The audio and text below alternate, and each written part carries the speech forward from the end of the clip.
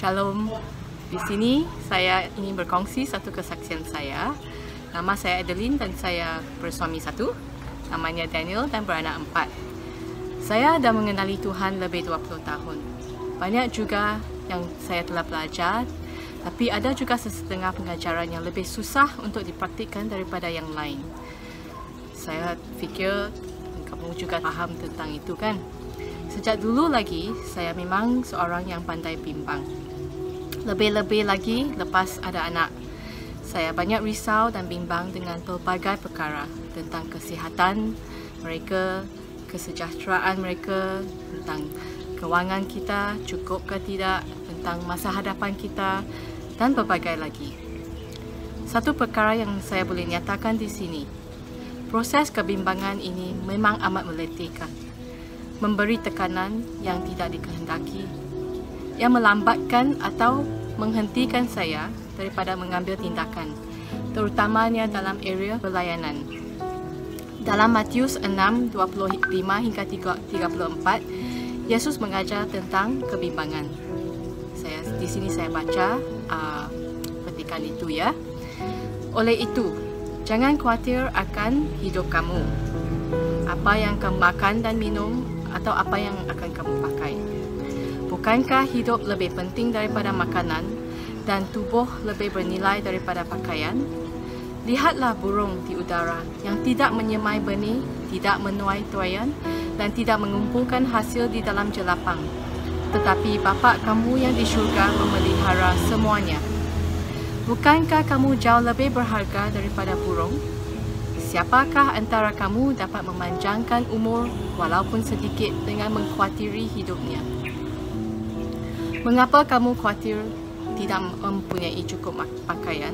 Lihatlah bunga-bunga di padang yang tidak bekerja atau menenun. Tetapi Raja Salomo dengan segala kekayaannya pun tidak berpakaian seindah bunga-bunga itu. Jika Allah menghiasi rumput di padang yang ada pada hari ini, lalu esoknya dibakar di dapur, tidakkah Allah akan memberi kamu pakaian? Tetapi kamu kurang percaya kepada Allah. Jangan khawatir tentang apa yang akan kamu makan, atau apa yang akan kamu minum, atau apa yang akan kamu pakai. Semua perkara itu sentiasa dikhawatiri orang yang tidak mengenali Allah.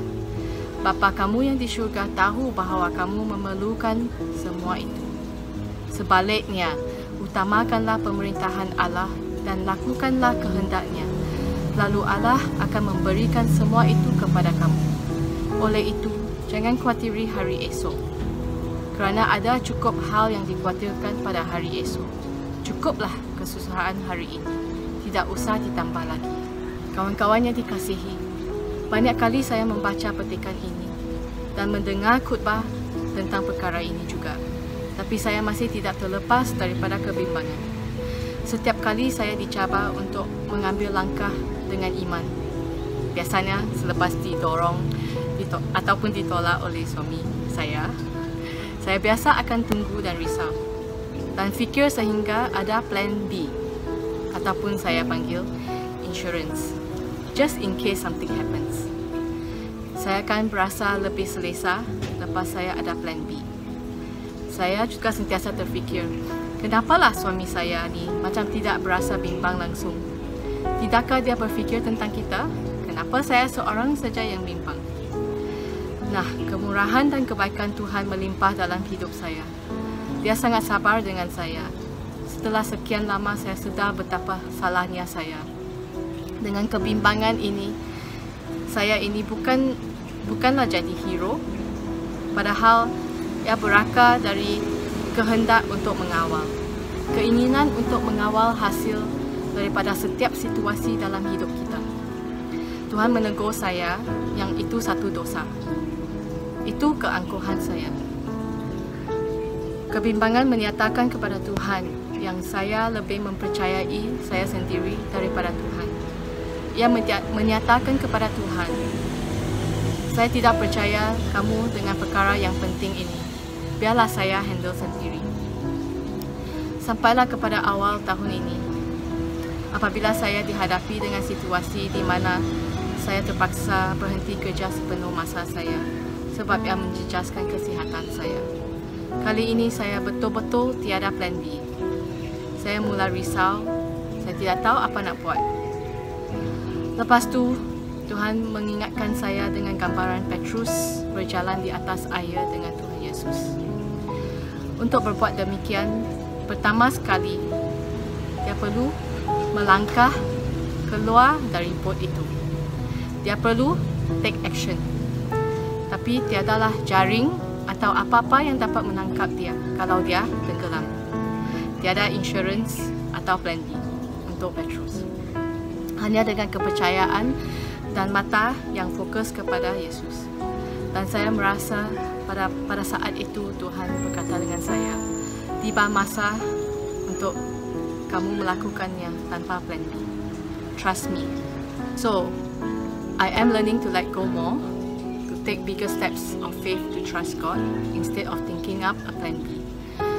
Tuhan yang penyabar telah mengambil masa bertahun-tahun untuk mengajar saya tentang perkara ini. Dan saya masih belajar. Tapi pada hari ini, I can say I worry less. Saya belajar untuk release kebimbangan dan semua yang penting kepada saya, kepada Tuhan. Sebab Dia lebih mengasihi dan lebih tahu apa yang baik untuk saya, untuk keluarga dan anak saya. Dia pencipta segala-galanya, kan? Jadi apa yang saya ingin tanya kepada kamu semua, are you a warrior like me?